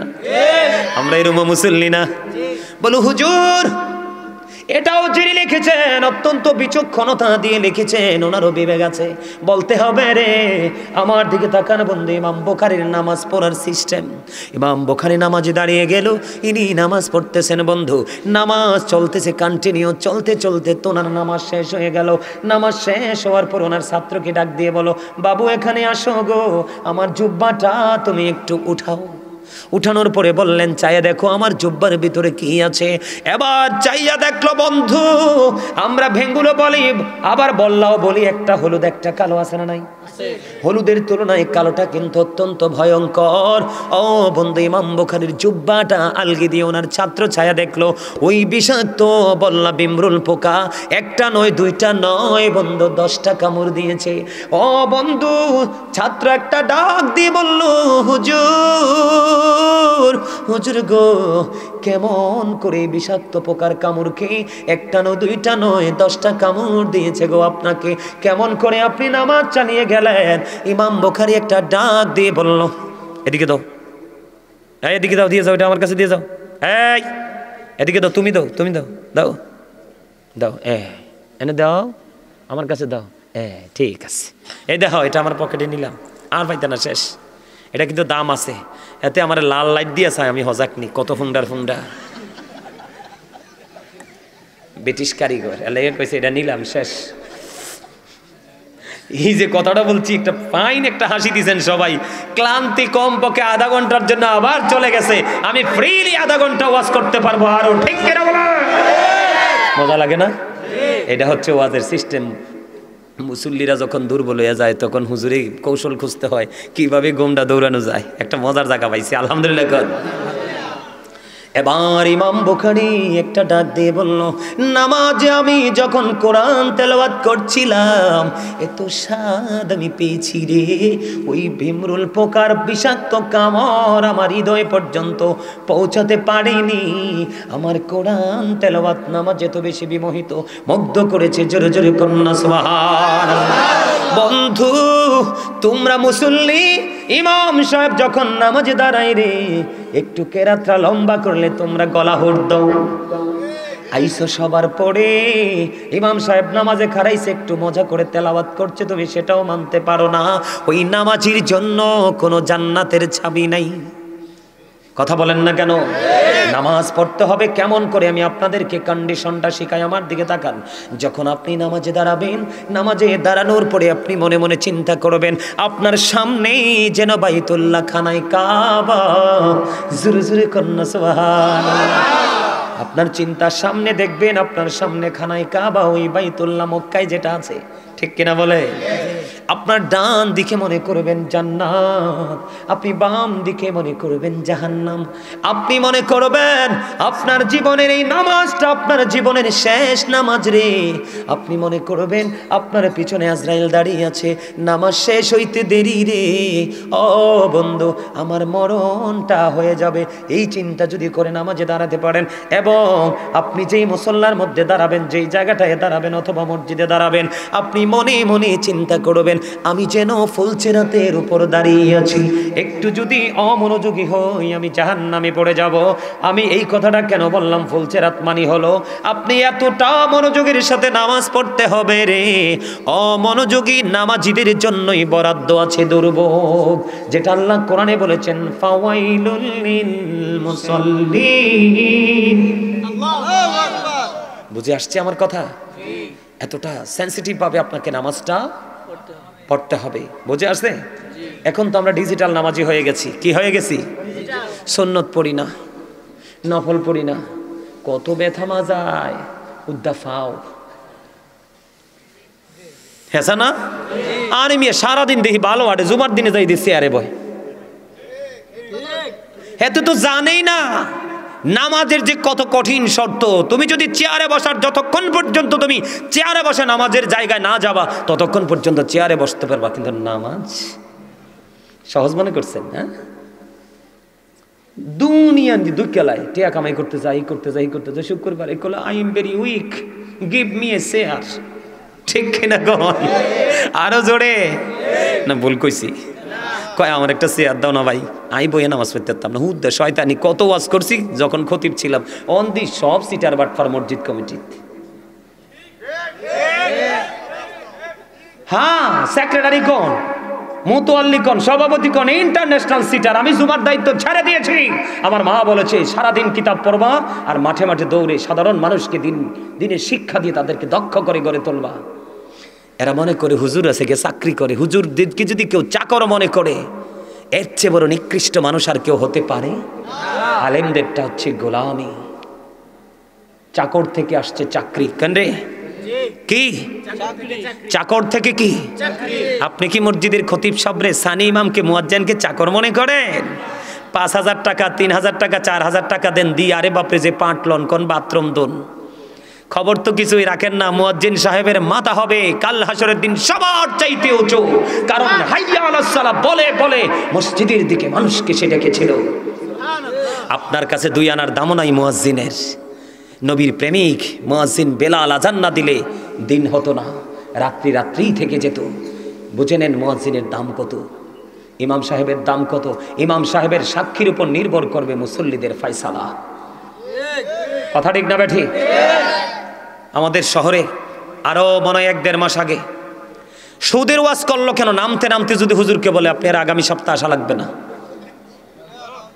নাউজুবিল্লাহ বলবেন না?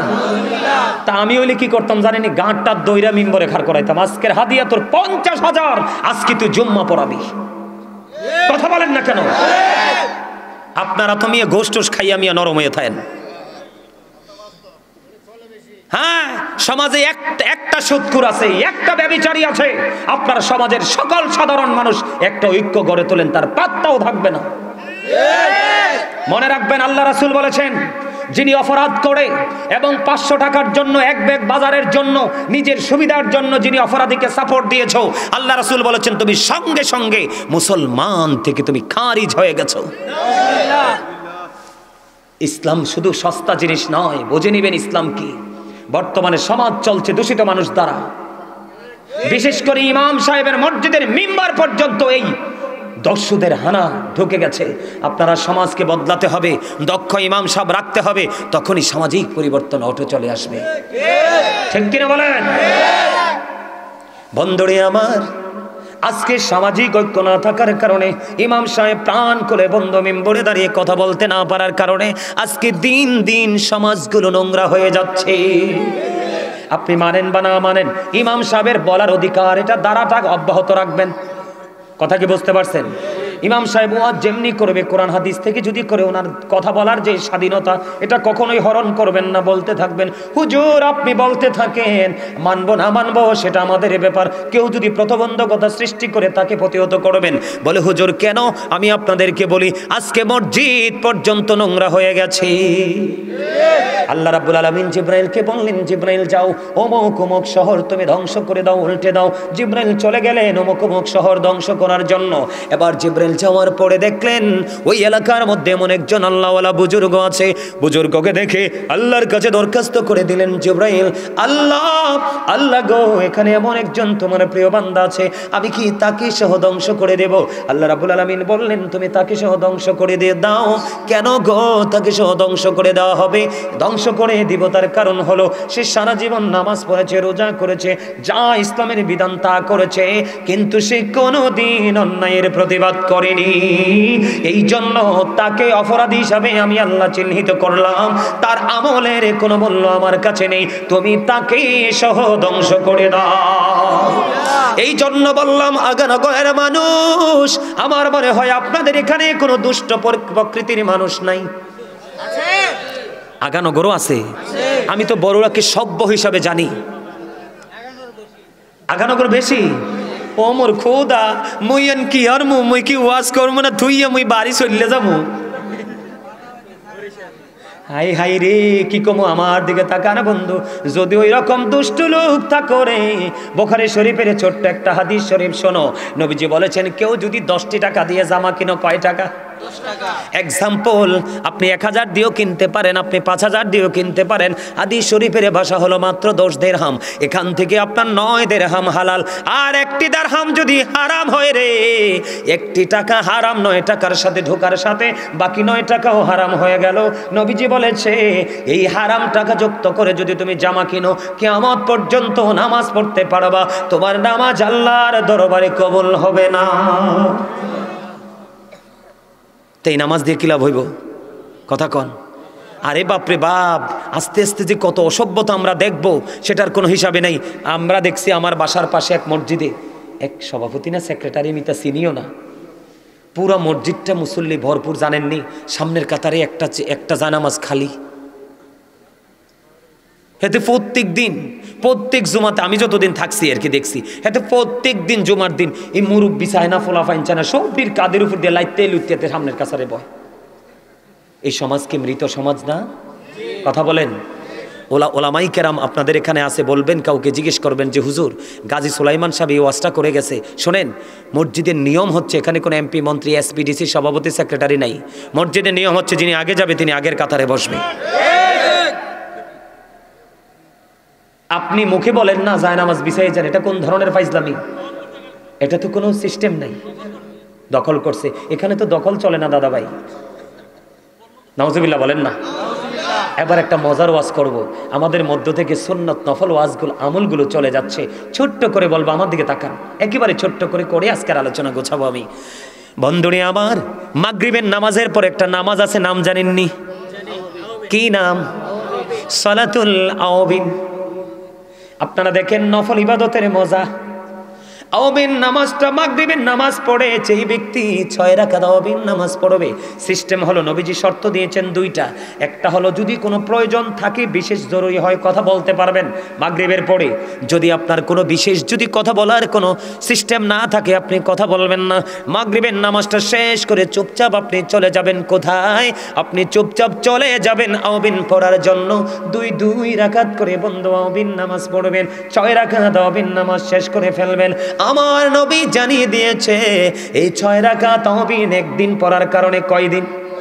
6 রাকাত আওবিন নামাজ একদিন পড়ার কারণে তোমার আমল নামায় সওয়াব দেওয়া হবে 12 বছরের নফল ইবাদতের সওয়াব।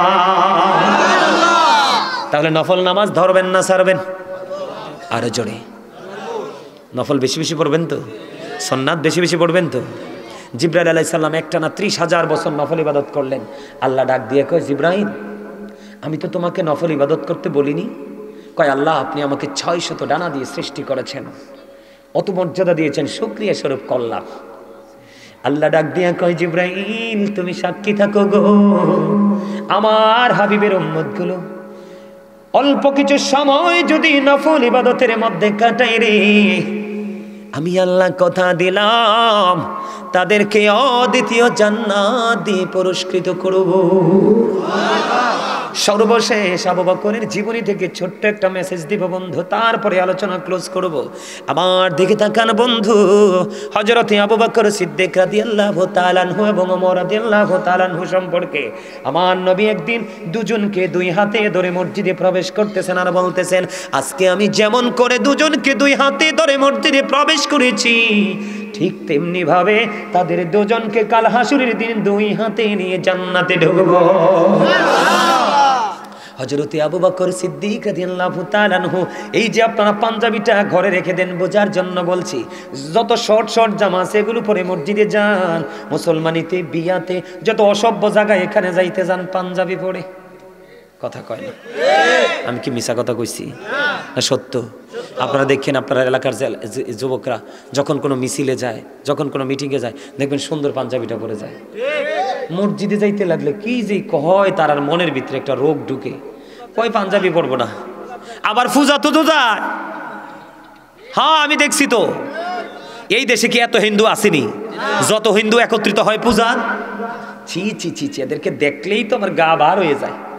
বলে হুজুর কেন? আল্লাহ কয়, ইন্নাল কাফিরিনা কানু লাকুম আদুওয়াম মুবিনা। আল্লাহ কয়, the heretics are the eternal enemy of the believers. ইমানদারদের প্রকাশ্য শত্রু বেঈমানেরা। নাউজুবিল্লাহ কোন? নাউজুবিল্লাহ। গন্ধ কি? কে কইছে? আল্লাহ। আরো জোরে আল্লাহ। শুধু এটা নি কইছে? আল্লাহ কয় উইদ্দাত লিল কাফিরিন। আল্লাহ কয় ইউ গো টু হেল, জাহান্নাম তোমাদের জন্য বরাদ্দ, চাইরো কাল জাহান্নামে থাকো। তো কি কোন আপনি? আল্লাহ কোরআনে কি কয়? কইতাম নি, ইন্নামাল খামরু ওয়াল মাইসিরু ওয়াল আনসাবু ওয়াল আজলামু রিজসুম মিন আমালিশ শাইতান। আসেনি রে? আর জোরে কোন না। সর্বশেষে কইছি শয়তান। আউযু বিল্লাহি মিনাশ শাইতানির রাজীম। আল্লাহ কয় Satan is the eternal enemy of the believers. ইমানদারদের প্রকাশ্য শত্রু হলো শয়তান। কে কইছে? আল্লাহ। এবার আসেন, আল্লাহ কয় মদ, জুয়া, মূর্তি, ভাগ্য গণনা, ঘৃণ বস্তু শয়তানের কাজ। কে কয়? তো এখানে মূর্তি তাইলে কে বানাইছে? শয়তান। আমাদের ধর্মের স্রষ্টা হলো স্রষ্টা আমাদের যিনি মালিক আল্লাহ, আর বাকি ধর্মের স্রষ্টা হলো শয়তান। কে? কথা কয় না কে? শয়তান। আরো জোরে শয়তান কইতেন না, একে আমাদের বন্ধু। আরে 1 নাম্বার শত্রু। আমনেরে আমারে ভালো কাজে যাইতে লাগলে এইটাই তো রাস্তায় কাটা দেয়, বুঝেন না কেন? বিশেষ করে ওই আমার স্বাস্থ্য ভাইয়ের মতো যে রিফুং ঘটে ডিরে ধরে বেশি করি, কয় আরে তোরা তোর হুংডামির সময় তোরারে দিয়ে কাম হইব, নিয়ে ফেসে ফালাই দে। পরে কপালটা থার ভাই আইয়া আরে কি করছি, তো হুজুরের কথা শুনছ না? যাবার বেলায় তো শয়তানের স্রোতে আইব কত গন্ডা, তোমার ইমান নিত, তুমি তো ইমান হারা হয়ে যাবে, তো বাঁচার উপায়। আরে খারাপ বেড়া, মদ, জুয়া, মূর্তি, ভাগ্য গণনা শয়তানের কাজ কে কইছে? আল্লাহ রাব্বুল আলামিন বলে দিয়েছে, বন্ধু মূর্তি পূজায় তুমি পাঞ্জাবি পরে যাও, মসজিদে তুমি যাও শর্ট গেঞ্জি শর্ট শার্ট পরে আমার দিকে তাকাও। আবু বকর সিদ্দিক ইসলামের প্রথম খলিফা, নবীজির বন্ধু হয়ে জান্নাতে নবীজির রওজার পাশে শুয়ে আছে রে। আপন করে নবীজি আপন করে নিজে কাছে রেখে দিয়েছেন, নিজের দুই চোখ দিয়ে দেখে এসেছে বন্ধু। আবু বকর একদিন মসজিদে আজান হয়ে গেল, নামাজ শুরু হয়ে যাচ্ছে রে, এখনো পর্যন্ত আবু বকর মসজিদে যায় না। নবীজি মসজিদে বসে বসে চিন্তা করে, কোথায় রে আমার আবু বকর, কেন এখনো আসে না? বন্ধু আবু বকর দিনের জন্য দান করতে করতে করতে তিনি দুস্থ হয়ে গেছে। ছোট্ট একটা হাদিস শরীফ আমি আপনাদেরকে শোনাই। একদিন নবীজি বললেন দান করার জন্য, দান করা কি রে? নবীজি বললেন, ওমর মনে মনে ডেকে ডেকে বলে, জীবনে কোনো দিন আবু বকরকে হারাতে পারেনি। আমার আসলেন নবীজির কাছে, নবীজির কাছে আসার পরে নবীজি বললেন ওমরকে, ওমর তুমি কতটুকু নিয়ে এসেছো? কয় আমি অর্ধেক নিয়ে এসেছি। তোমার ফ্যামিলি পরিবারের জন্য কত রেখে এসেছো? কয় অর্ধেক রেখে এসেছি। আবার আবু বকরকে বললেন, আবু বকর তুমি কি নিয়ে এসেছো? আবু বকর ডাক দিয়ে বললেন, নবী গো আমার কাছে যা ছিল সব নিয়ে এসেছি, ফ্যামিলি পরিবারের জন্য কি রেখে এসেছো? আবু বকর একটা ডাক দিয়ে বলল, নবী গো আমি আমার ফ্যামিলি পরিবারের জন্য আল্লাহ এবং আল্লাহ রাসূলকে রেখে এসেছি। কি প্রেম, অবর্ণনীয় প্রেম। আমি যদি আপনাদের আবু বকরের জীবন নিয়ে কথা বলি, আপনি কে বুড়া কে জুয়ান সেটা দেখবেন না, আপনার মনের অজান্তেই চোখের পানি চলে আসবে। আবু বকরের প্রেমের প্রতিযোগিতা হারানোর জন্য চেষ্টা করেছে ওমর, জীবনে কোনো দিন হারাতে পারেনি। সুবহানাল্লাহ বলেন না। সেই আবু বকরের কথা বলছি বন্ধু। আবু বকর নামাজ পড়তে যাওয়ার জন্য পর্যন্ত পোশাক নাই, গায়ের মধ্যে ছোট্ট জামা। কি করব, ঘরের মধ্যে আছে বালিশের গিলাপ, ছিঁড়ে ফেললেন, গায়ের জামার সাথে সেলাই করে জামা বানাবে। খেজুর কাটা নিলেন, খেজুর পাতা নিলেন, খেজুর পাতাকে বানাইলেন সুতা, আর খেজুর কাটাকে বানাইলেন সুই। এমন করে করে বন্ধু বালিশের গিলাপ এবং খেজুর পাতা যুক্ত করে জামা বানাইলো। জামা বানাইয়া নামাজ পড়তে গেল, একটু দেরি হয়ে গেল।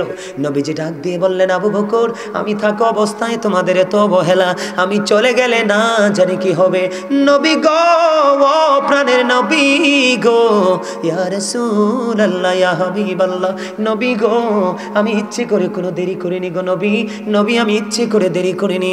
ইয়া রাসূলুল্লাহ আমার জামা ছিল না, আমি জামা বানাই আসতে দেরি হয়ে গেছে। নবীজি বেশি দেরি করলেন না, নামাজ শুরু করে দিলেন, নামাজের পরে দোয়া করে দিলেন। দোয়া শেষ করে নামাজ শেষ করে যখন মসজিদ থেকে নবীজির পবিত্র কদম মোবারক যখন বাহিরের দিকে দিয়ে দিল, এবার চাইয়া দেখে রে হযরতে জিবরাইল আজকে খেজুর পাতার পোশাক পরে হাজির। জোরে জোরে বলুন না সুবহানাল্লাহ। নবীজি একটা ডাক দিয়ে বললেন, আবু জিবরাইল তুমি যখন আমার কাছে আসো রে, তোমার শরীরে দেখা যায় জান্নাতি পোশাক, আজকে কেন গো তুমি খেজুর পাতার পোশাক পরে আসলে? এবার জিবরাইল ডেকে ডেকে বলে, নবী গো আপনি চায়া দেখেন না আপনার আবু বকরের শরীরে খেজুর পাতার পোশাক। নবী গো আবু বকরের জামা নাই, আজকে পোশাকের একটা শর্ত আছে, সতর রেখে নামাজ পড়তে হবে। আবু বকরের জামা তো নাই গো, পাগল হয়ে গেছে, মালিকের সেজদা ছাড়বে না, যেটা মেরাজের রজনীতে গিয়ে তিনি মেরাজের রজনীতে গিয়ে মেরাজ নামক নামাজ নিয়ে এসেছে, সেটা তো ছাড়া যাবে না। আবু বকর যখন খেজুর পাতা দিয়া জামা বানাই রে, আমার আল্লাহ আসমানের সকল ফেরেশতাকে ডেকে ডেকে বললেন, রে আসমানের ফেরেশতারা আজকে সবাই তোমরা খেজুর পাতার পোশাক পরো আমার আবু বকরের সম্মানার্থে। আজকে একজন যদি খেজুর পাতার পোশাক পরতে না করো গো, আমি আজকে তোমাদেরকে ফেরেশতাদের দপ্তর থেকে নামাইতে বাধ্য হব। জিবরাইল একটা ডাক দিয়ে বললেন, ইয়া রাসূলুল্লাহ ইয়া হাবিবাল্লাহ, নবী গো আল্লাহর এই কঠোর সতর্ক বাণী শুনে সব ফেরেশতারা আজকে আবু বকরের সম্মানার্থে খেজুর পাতার পোশাক পরেছে। সম্মানিত উপস্থিতি, নিজের সাধ্য অনুযায়ী চেষ্টা করেছি আপনাদেরকে বোঝানোর জন্য, যে ভাষাগুলো সেগুলো প্রয়োগ করেছি। অনেক কথা বলেছি, যদি কেউ কষ্ট পেয়ে থাকেন আল্লাহর হস্তে ক্ষমা করে দিবেন, যদি ভালো লেগে থাকে আমল করার চেষ্টা করবেন। তবে যাদের অর্থ আছে তারা যাকাত দিবেন, হজ করবেন। আবার যদি কখনো কোথাও দেখা হয়, অন্যথায় অনলাইন থেকে আপনারা বাকি যে রমজান নিয়ে পরিপূর্ণ ওয়াজ, হজ নিয়ে পরিপূর্ণ ওয়াজ, জাকাত নিয়ে পরিপূর্ণ ওয়াজ করা আছে অলরেডি অনলাইনে, এরপরেও যদি আবারও কোথাও দেখা হয় আমি আপনাদের সামনে এই বিষয় নিয়ে আলোচনা।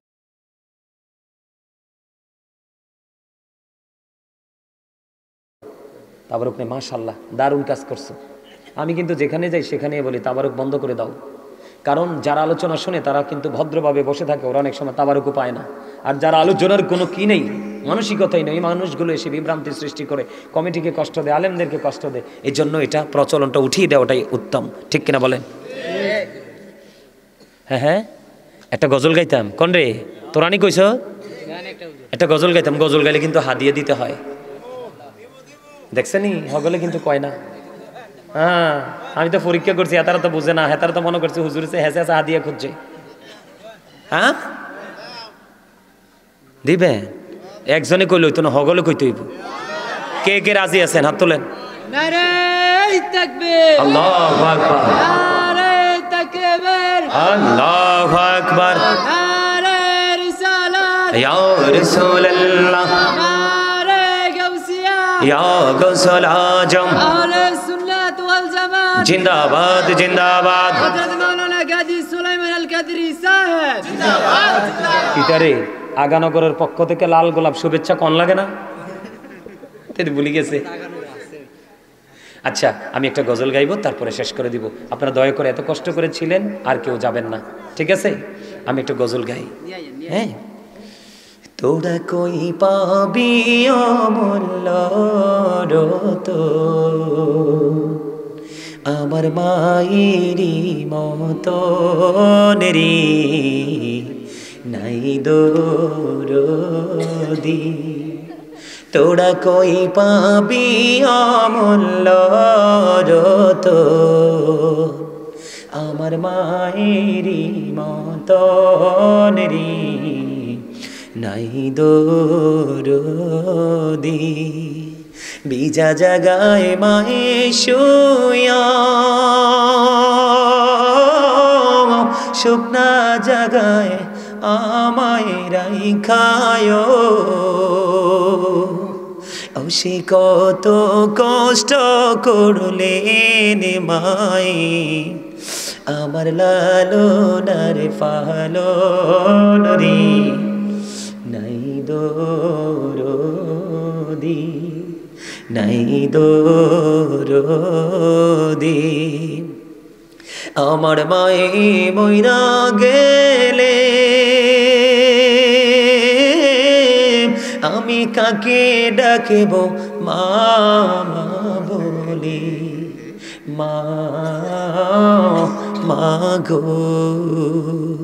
ও সে কত কষ্ট করলেন মায়ে, আমার লালনার পালন রে নাই দরদি।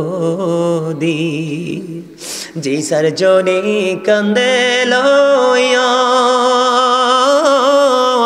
আমি কোথায় যাব মাকে নিয়া, ও খুলে দাও মায়ের মুখের কাফন, দেখি জনমের মতন রে নাই দরদি।